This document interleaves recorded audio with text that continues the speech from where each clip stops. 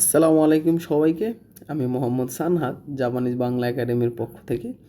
আজকে আমরা মূলত আলোচনা করব, আপনি যদি যখন জাপানি ভাষা শুরু করবেন সর্বপ্রথম আপনি কী শিখবেন।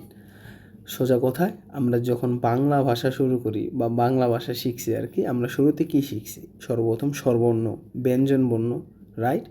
তো ইংরেজি ভাষার ক্ষেত্রে আপনি সর্বপ্রথম শিখছেন ABCD। সো জাপানি ভাষার ক্ষেত্রে আপনি সেটাই আজকে কী কী শিখবেন আমরা সেটাই আজকে দেখব। তো চলুন আর দেরি না করে শুরু করা যাক।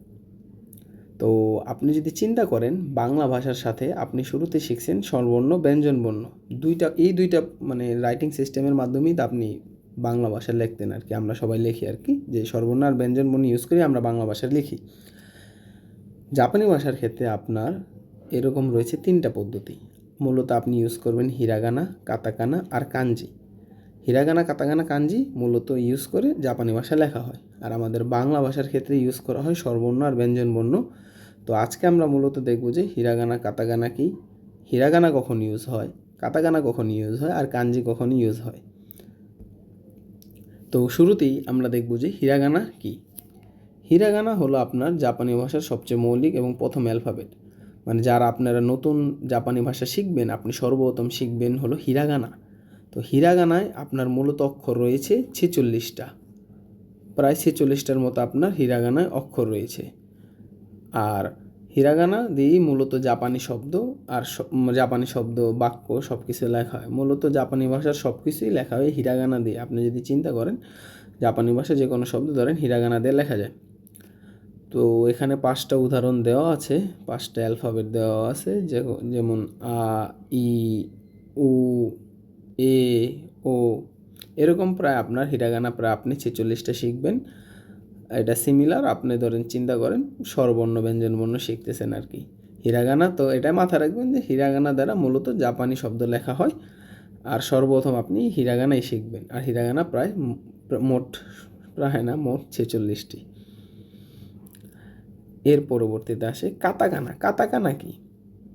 কাতাকানা মূলত আপনার সেম হিরাগানার মতো, কাতাকানাও প্রায় আপনার 46টা অক্ষর দিয়ে গঠিত, তবে এটা লেখার সিস্টেম ভিন্ন। আপনি যেমন ধরেন কাতাকানা আ, যেটা হিরাগানা আ, দুইটাই আ, বাট দুইটার লেখার স্টাইল ভিন্ন। এখন কোশ্চেন হলো, আপনি কাতাকানা কখন ইউজ করবেন? হিরাগানা দিয়েই তো সব কিছু লেখা যেত, রাইট? কাতাকানা মূলত ইউজ করা হয় যে কোনো বিদেশি শব্দ, বিদেশি মানুষের নাম, আপনি যে কোনো বিদেশি শব্দ যখন ইউজ করবেন তখন আপনি কাতাকানা ইউজ করবেন। ফর এক্সাম্পল, এখানে দেওয়া আছে আপনার কফি। ধরেন কফি ইংরেজি একটা শব্দ, বিদেশি একটা শব্দ, রাইট? সো এই কফিটা দেখেন আপনার লেখা হয়েছে কোহি। এটা হিরাগানায় লেখা হয় নাই, এটা আপনার কাতাকানা রাইটিং স্টাইলে লেখা হয়েছে। মূলত তারা এটা কেন করছে? যেমন আপনি যদি চিন্তা করেন, বাংলা একটু ব্যাখ্যা একটু বোঝার চেষ্টা করি আর কি। আপনি যদি বাংলায় চিন্তা করেন, ইংরেজি শব্দ কিছু আছে যেমন টেবিল, চেয়ার, এগুলো মূলত ইংরেজি শব্দ। আমরা যখন লিখি তখন কিন্তু টেবিল, টয়কার ডে, বরিশাল বি, ল, টেবিল বাংলায় নর্মালি লিখি, বাট জাপানিজরা এই বিষয়টা করে না। জাপানিজরা যে শব্দগুলো বাহির থেকে আসছে, বিদেশি শব্দ, তারা তাদের লেখার স্টাইলে এটা লেখে না, তারা আলাদা স্টাইলে লেখে। ওইটাই তখন এই আলাদা স্টাইল, মূলত বিদেশের জন্য এই আলাদা স্টাইলটা তৈরি করা হয়েছে, যে বিদেশিদের নাম, বিদেশি যে কোনো শব্দ, তখন এই ক্ষেত্রে আপনার কাতাকানা ইউজ করা হয়, হিরাগানা ইউজ করা হয় জাপানি শব্দের ক্ষেত্রে, জাপানি যে কোনো শব্দ লেখার ক্ষেত্রে। কাতাকানা ইউজ করা হয় যে কোনো বিদেশি শব্দ লেখার ক্ষেত্রে। এখানে কিছু উদাহরণ দেওয়া আছে। তেরেবি আপনার টেলিভিশন, সুমাহো অর্থ স্মার্টফোন, কোহি অর্থ আপনার কফি। তাই যে দেখেন, বিদেশি উৎস থেকে আসা যেগুলো শব্দ, যে কোনো শব্দ মূলত আপনার কাতাকানায় লেখা হয়। এখন আসি আমরা কাঞ্জি কি। কাঞ্জি মূলত ওই সকল আপনার মানে শব্দ যেগুলো আপনার চীনা উৎস থেকে আসছে, ওই সকল অক্ষর যেগুলো মূলত আপনার চীনা শব্দ থেকে আসছে, এগুলোর প্রত্যেকটার নিজস্ব একটা অর্থ আছে। তো সামনে আমরা দেখব যে কাঞ্জি কেন ইউজ করা হয়। আপনি তো বুঝলেন যে হিরাগানা ইউজ করা হয় যে কোনো জাপানি শব্দের ক্ষেত্রে, কাতাকানা ইউজ করা হয় বিদেশি কোনো শব্দের ক্ষেত্রে। কাঞ্জি আবার কখন ইউজ করা হয়? কাঞ্জির আলাদা মানে ব্যবহার আছে, কয়েকটা কারণে মূলত কাঞ্জি ইউজ করা হয়, আমরা সামনে দু একটা কারণ দেখব। তা আপনি এতটুকু বুঝেন যে কাঞ্জি, এটার উৎস হলো আপনার চীনা শব্দ থেকে, উৎস থেকে আসা। এই অক্ষরগুলা প্রত্যেকটার নিজস্ব একটা অর্থ আছে।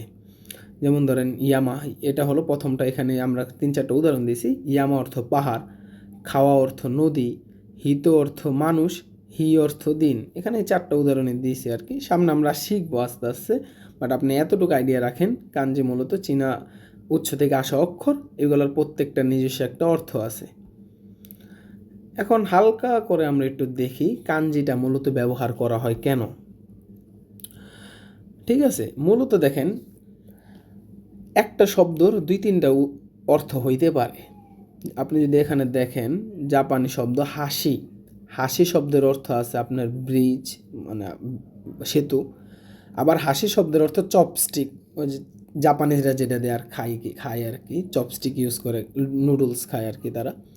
তো একই শব্দ, বাট এটার মিনিং 2টা।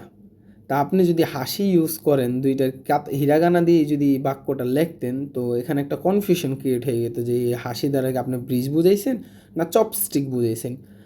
যদিও আপনি কনটেক্সট অনুযায়ী বুঝতেন পুরো সেন্টেন্সটা পড়লে, বাট আপনি মানে এতটুকু বোঝার চেষ্টা করেন যে কাঞ্জি মূলত এরকম যে একটা শব্দের কয়েকটা অর্থ হইতে পারে, 5-6টা অর্থ, তখন একটু ভেজাল তৈরি হয়ে যায়। মূলত ধরেন এই একটা কারণ হইতে পারে যে কাঞ্জি কেন আনা হয়েছে।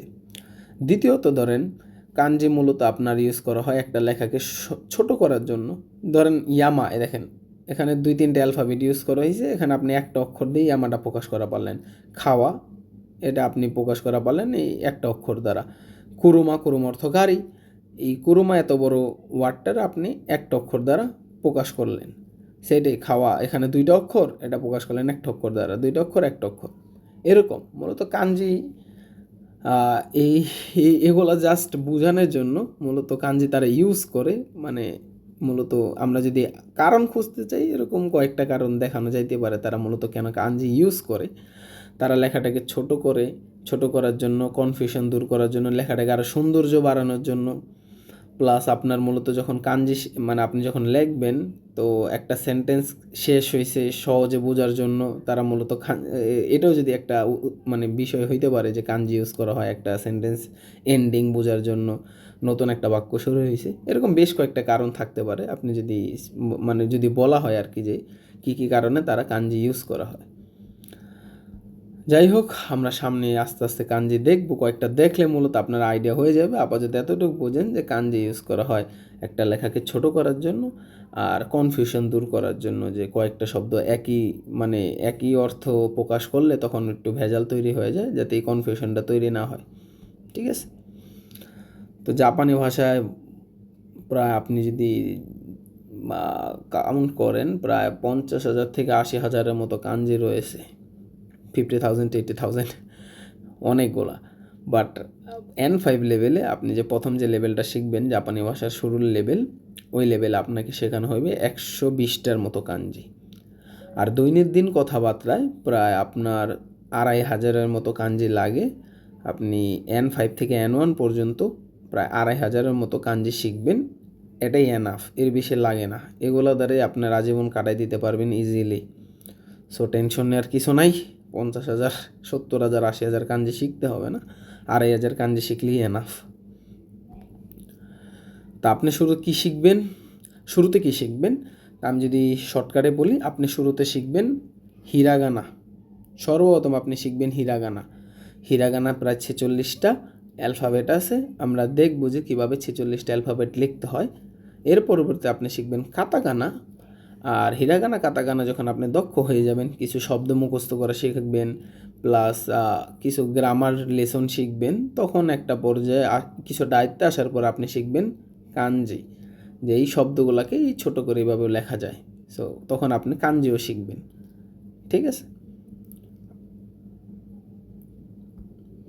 সো দ্যাটস ইট, আজকের জন্য এই পর্যন্তই। এই ভিডিওতে চেষ্টা করছি আপনাদের মূলত হিরাগানা, কাতাকানা, কাঞ্জি সম্পর্কে পরিচয় দেওয়ার জন্য।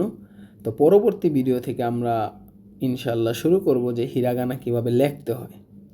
তো এতদিন বুঝলেন যে কী ধরনের লেখার পদ্ধতি আছে হিরাগানা, কাতাকানা, কাঞ্জি। পরবর্তীতে আমরা শিখব যে এগুলো কীভাবে লিখতে হয়।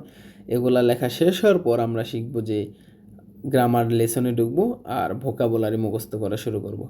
সো আজকের জন্য এই পর্যন্তই। ভিডিওটি যদি ভালো লেগে থাকে অবশ্যই একটি লাইক করে দেবেন, আর নতুন নতুন ভিডিও পাওয়ার জন্য সাবস্ক্রাইব করে দেবেন।